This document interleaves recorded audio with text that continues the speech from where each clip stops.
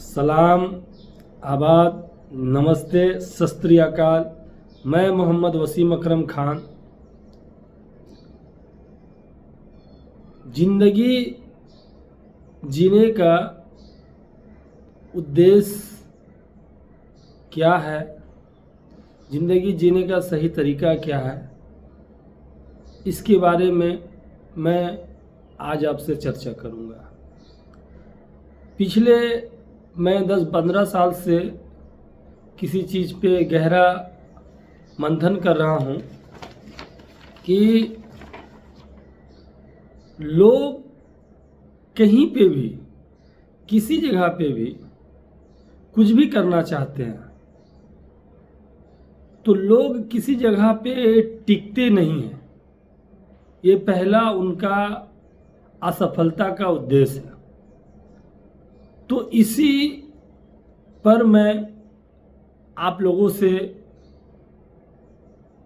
चर्चा करने के लिए आया हूं कि इंसान को सबसे पहले किसी न किसी जगह पे अपना एक मकाम बनाइए और उस जगह पे अपने आप को इस्टेब्लिश कीजिए और वहाँ पे टिकने का कोशिश कीजिए। आप चाहे किसी भी फील्ड में हो। तो मेरा मेन जो उद्देश्य है, आप लोगों के पास आना, अपने आप को निरंतर किसी जगह पे टिकिए, इस्टेब्लिश कीजिए, जमे रहिए, बनाए रहिए। मेरा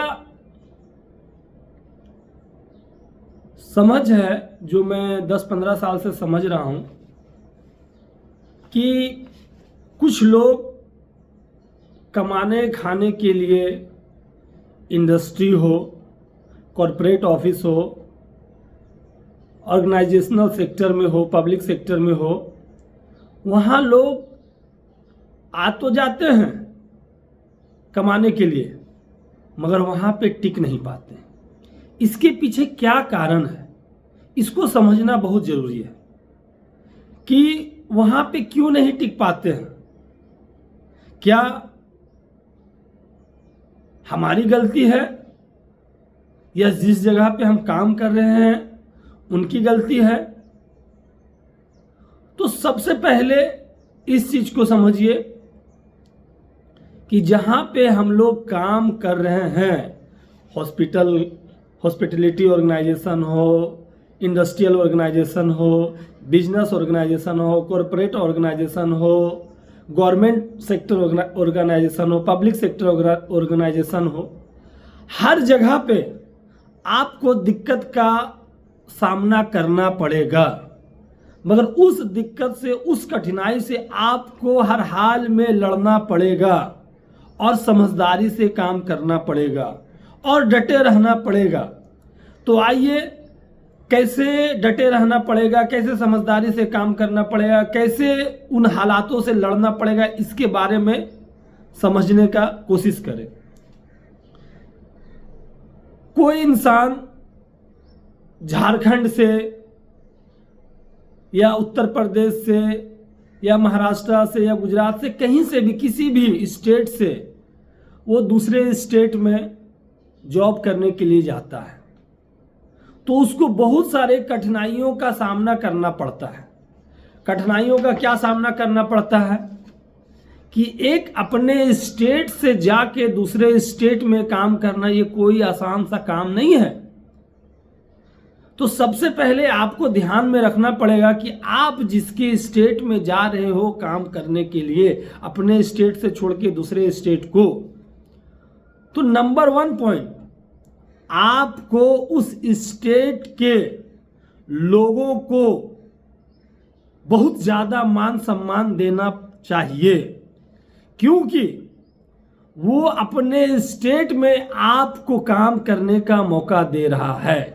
अगर आप ऐसा करते हैं तो यकीन मानिए कि आप किसी भी स्टेट में जाके काम कर सकते हैं।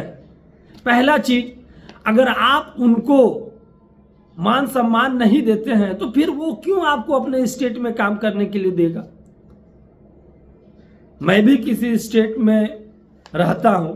हर इंसान का एक माइंडसेट होता है कि भाई मेरे स्टेट में मेरा रिश्तेदार, मेरा गांव घर वाला, मेरे लोग काम करें। तो उन्हीं तरह जिस स्टेट में आप करने के लिए, नौकरी करने के लिए, काम करने के लिए, जॉब करने के लिए गए हो, उनका भी तो यही मानसिकता है कि मेरे स्टेट में क्यों कोई दूसरा लोग आके काम करे। वो भी सोचते हैं कि मेरे रिश्तेदार, मेरे भाई, मेरे आस पड़ोस वाले, मेरे गांव वाले मेरे कंपनी में, मेरे ऑर्गेनाइजेशन में, मेरे सेक्टर में काम करें। तो चलिए, मैनेजमेंट की वजह से ऐसा नहीं हो सकता है, मैनेजमेंट का कुछ पॉलिसी होता है। तो हम लोगों को चाहिए कि अगर हम लोग उनके स्टेट में गए हैं तो उनको अपने से सुपीरियर फील कराने का मौका दीजिए। उनको ऐसा लगना चाहिए कि हम किसी दूसरे स्टेट से उनके स्टेट में काम करने के लिए आए हैं, तो उन्हें खराब नहीं लगना चाहिए। उनको लगना चाहिए कि हाँ भैया, मैं आपके स्टेट में काम करने के लिए आए हूँ। तो आपका बहुत बहुत धन्यवाद कि आप लोगों ने हम लोगों को इतना मान सम्मान दिया कि आज हम लोग आपके बीच में रह के अच्छे से कमा खा रहे हैं। ये सबसे बड़ा आप लोगों का कंट्रीब्यूशन है। तो इस तरह से आप उन लोगों को अगर रिस्पेक्ट देते हो तो यकीन मानिए, आपको ऑर्गेनाइजेशन में, आपको किसी भी सेक्टर में, किसी भी स्टेट में जाके आप काम कर रहे हैं तो कभी भी आपको दिक्कत नहीं होगा। आप सबसे पहले उन लोगों को रिस्पेक्ट देना सीखिए, तभी जाके आप कहीं पे भी सरवाइव कर सकते हैं। नहीं तो आए दिन 10-15 साल से मैं इस चीज को ऑब्जर्वेशन कर रहा था, बहुत डीपली ऑब्जर्वेशन किया हूं कि लोग कहीं पे टिक नहीं पाते हैं। क्यों? उनका बिहेवियर उनके साथ अच्छा नहीं है, उनका इंटरेक्शन उनके साथ अच्छा नहीं है, और वो लास्ट में बहुत टैलेंटेड लोग हैं, इंजीनियर हैं, डॉक्टर हैं, फिर भी बोलते हैं कि नहीं भैया मैं यहाँ पे काम नहीं कर पाऊंगा, वो मेरे को दिक्कत दे रहे, परेशानी दे रहे हैं।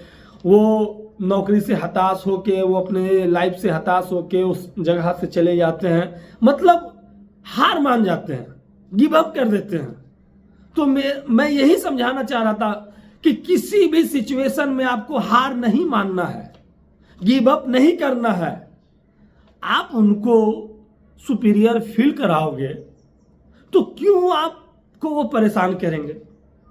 आपको कोई भी काम किसी से अकेले नहीं होता, मिलजुल के ही होता। वो भी तो चाहते हैं कि एक कम्युनिटी बने, एक यूनिट बने, तब जाके किसी स्टेट का तरक्की होता है, किसी ऑर्गेनाइजेशन का तरक्की होता।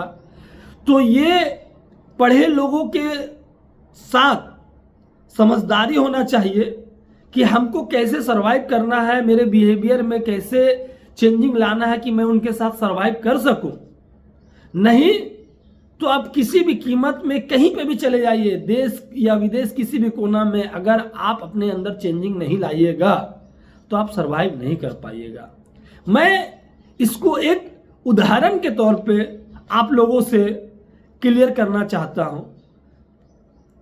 कि कभी किसी जगह पे आप जाके काम करते हो तो सबसे पहले आप उस स्टेट को, आप उस ऑर्गेनाइजेशन को आप अपना एक घर समझिए, आप अपना एक परिवार समझिए, तब जाके आप टिक सकते हैं, तब जाके आप कुछ कर सकते हैं। अगर आप ऐसा नहीं समझते हैं तो आपको टिकने में, आपको वहां रुकने में बहुत कठिनाइयों का सामना करना पड़ेगा।